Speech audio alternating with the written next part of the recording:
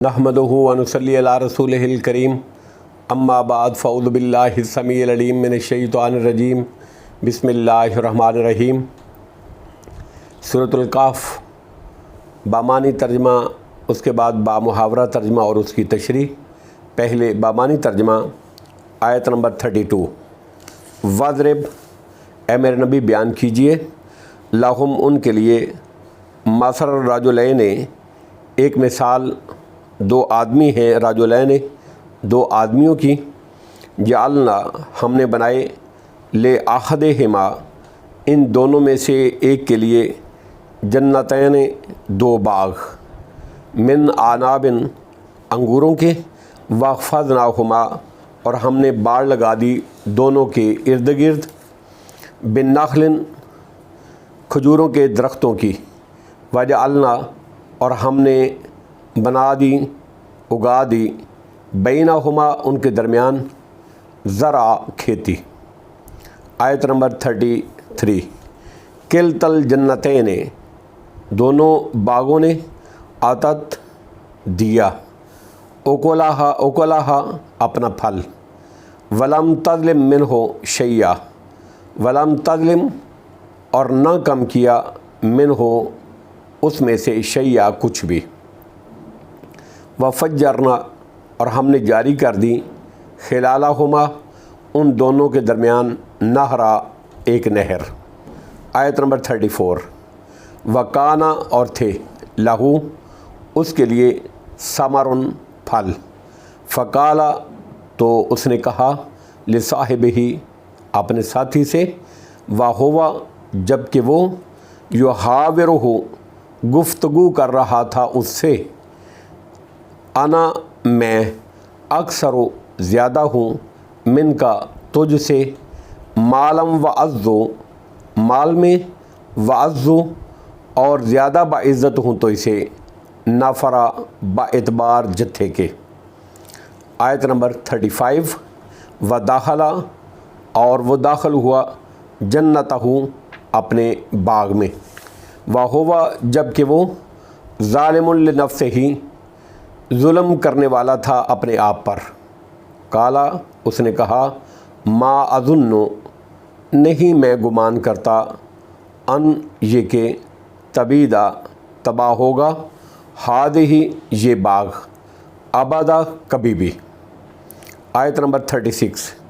وما اظن الساعۃ اور نہیں میں گمان کرتا کہ قیامت، قائمۃ قائم ہونے والی ہے، والین اور البتہ اگر، بالفرض، رددت تو میں لٹایا گیا، الی ربی اپنے رب کی طرف، لاجدن تو میں ضرور پاؤں گا، خیرا منہا بہتر ان باغوں سے بھی، منقلبا لوٹ کر جانے کی جگہ۔ آیت نمبر 37۔ کالا کہا، لہو اس سے، صاحبہ اس کے ساتھی نے یعنی مومن ساتھی نے کہا، وہو جب کہ وہ، یحاورہ جواب دے رہا تھا اس کو، اکفرتا کیا تو نے کفر کیا ہے، بالذی اس ذات کے ساتھ جس نے، خلق کا پیدا کیا تجھ کو، من تراب مٹی سے، ثم پھر، من نطفۃ نطفے سے، ثم پھر، سواکا اس نے ٹھیک اور درست بنایا تجھ کو، رجلا مرد۔ آیت نمبر 38۔ لیکن لیکن میں تو کہتا ہوں، هو اللہ وہی اللہ، ربی میرا رب ہے، ربی میرا رب ہے، ربی میرا رب ہے، ولا اشرک اور نہیں میں شریک ٹھہراتا، بربی اپنے رب کے ساتھ، احدا کسی ایک کو بھی۔ اب بامحاورہ ترجمہ اور اس کی تشریح۔ آیت نمبر 32۔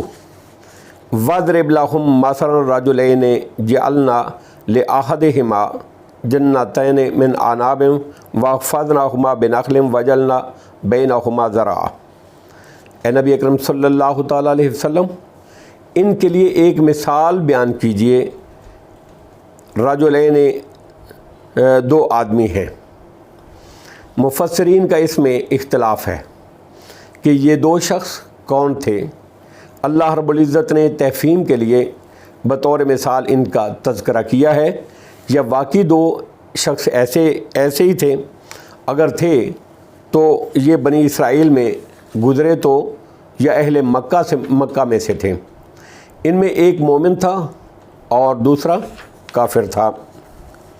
جعلنا لأحدہما جنتین من اعناب واخفضناہما بنخل وجعلنا بینہما زرعا، ہم نے ان میں سے ایک کو انگوروں کے دو باغات عطا کیے اور ان کے گرد کھجوروں کی باڑ لگا دی۔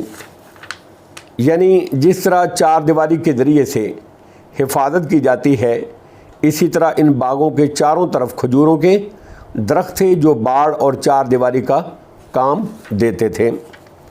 وجعلنا بینہما زرعا، اور ان دونوں کے درمیان کھیتی اگائی، ان دونوں کے درمیان کھیتی اگائی، یعنی دونوں باغوں کے درمیان کھیتی تھی جس سے غلہ جات کی فصلیں حاصل کی جاتی تھیں۔ اس طرح دونوں باغ غلے اور میووں کے جامع تھے۔ آیت نمبر 33، کلتا الجنتین آتت اکلہا ولم تظلم منہ شیئا، دونوں باغوں نے اپنا پھل دیا اور اس میں سے کچھ بھی کم نہ کیا، یعنی اپنی پیداوار میں کوئی کمی نہیں کرتے تھے بلکہ بھرپور پیداوار دیتے تھے، کمی نہیں ہوتی تھی، بھرپور پیداوار دیتے تھے۔ وفجرنا خلالہما النہرا، اور ان کے درمیان ہم نے ایک نہر بہائی، نہر جاری کر دی تاکہ باغوں کو سیراب کرنے میں کوئی انقطاع واقع نہ ہو، پانی لگانے میں کوئی انقطاع واقع نہ ہو، یا بارانی علاقوں کی طرف بارش کے محتاج نہ رہیں۔ آیت نمبر 34، وکان لہ ثمر، اور اس کے لیے پھل تھے، فقال لصاحبہ، تو وہ اپنے ساتھی سے کہنے لگا، یعنی باغوں کے مالک نے جو کافر تھا اپنے ساتھی سے کہا جو مومن تھا، اپنے ساتھی مومن کو کہنے لگا، کافر کہنے لگا اپنے مومن ساتھی کو۔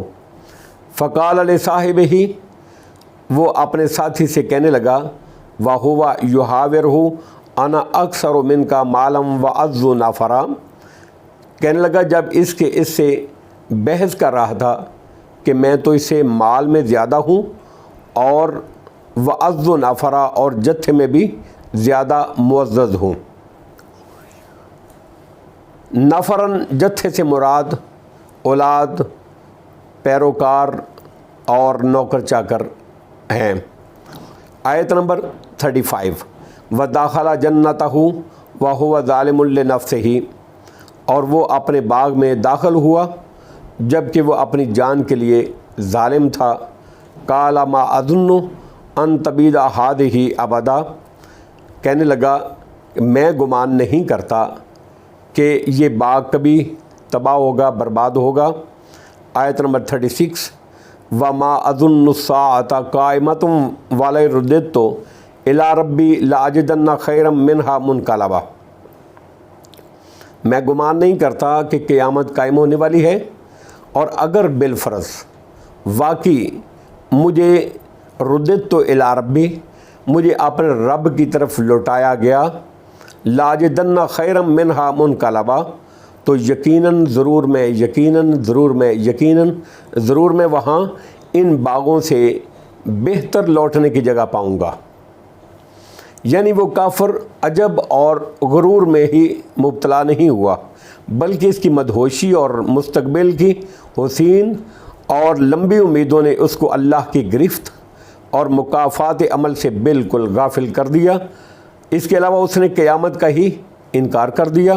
پھر ڈٹائی کا، ضد کا مظاہرہ کرتے ہوئے کہنے لگا کہ اگر قیامت، پہلی بات تو یہ ہے کہ ایسی بات ہے ہی نہیں، اور اگر قیامت برپا ہوئی بھی تو وہاں بھی میرا انجام میرا اچھا مقدر ہوگا۔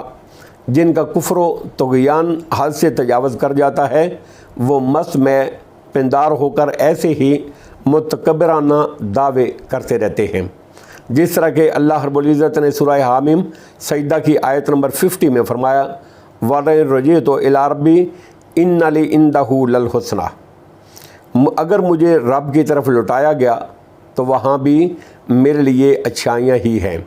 اور سورہ مریم کی آیت نمبر 77 میں اللہ نے فرمایا افرأیت الذی کفر بآیاتنا وقال لأوتین مالا وولدا، کیا آپ نے اس شخص کو دیکھا جس نے ہماری آیتوں کے ساتھ کفر کیا اور دعویٰ کیا کہ آخرت میں بھی مجھے مال و اولاد سے نوازا جائے گا۔